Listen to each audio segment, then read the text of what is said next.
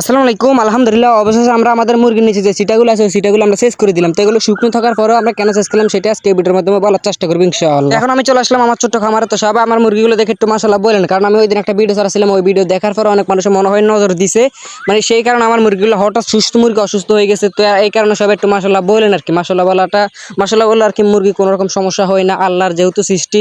তো সবাই কেউ যদি নজর দেয় আর কি, মূলত অসুস্থ হয় এটাই স্বাভাবিক। এটা সবার বেলায় হয়, মানুষের ক্ষেত্রে হয়।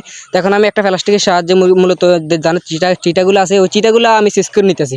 এর কারণ হচ্ছে চিটাগুলো মূলত আমি দিছিলাম আপনার মানে আর 4 দিন আগে। তো 4 দিনে মূলত চিটাগুলো ভালো আছে, মানে আরও 10-12 দিন যাবে, এটা কোনো ব্যাপার না।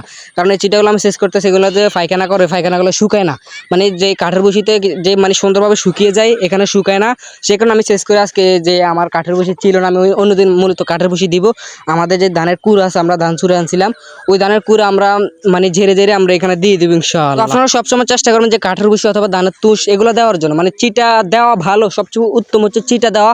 মূলত আপনার কাঠের বসি যদি দেন পায়খানা শুকিয়ে যাবে, মানে চিটার মধ্যে আপনার যে পায়খানাগুলো থাকে এগুলো নরম নরম থাকে, তো মুরগির ঠান্ডা লাগে এবং এমনই গ্যাসটা হয়ে যায় আর কি, মূলত জীবাণু হয়ে যায়, এটাই বাস্তব। তো এখন আমি যে একটা জারুর সাথে সুন্দর করে কুড়াইয়ে নিতেছি আর কি। প্রথম আমি এই প্লাস্টিকের সাহায্যে গোল করে নিছি, মানে একটু পাতলা করে ফেলছি আর কি। এখন আমি যে কাঠের বসি চিটাগুলো আছে আর কি, চিটাগুলো একটা জারুর সাহায্যে কুড়াইয়ে নিতেছি। তো আপনারা সবসময় চেষ্টা করুন পরিষ্কার পরিচ্ছন্নতা রাখার।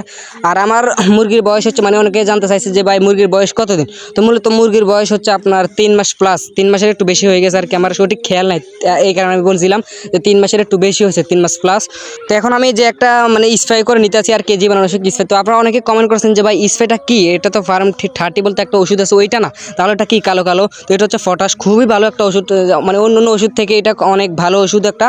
তো আপনারা সবসময় চেষ্টা করবেন পটাশ দিয়ে করার। অনেকে জানতে চাইছেন এটা কীভাবে করে, মানে আমি এই নিয়ে একটা ভিডিও বানাইছিলাম, আপনারা অবশ্যই দেখে আসবেন, মানে আপনারা অবশ্যই শিখতে পারবেন সেখান থেকে। তো এখন আমি যে মানে ধানের কুড়াগুলো আসলে কুড়াগুলো আমি সুন্দর করে ছিটা দিতেছি। আর আপনারা অবশ্যই চেষ্টা করবেন যখন যেইটাই দেন, আপনারা যখন লিটার শেষ করবেন আপনারা একটা ঠান্ডা ডুজ করানোর চেষ্টা করবেন।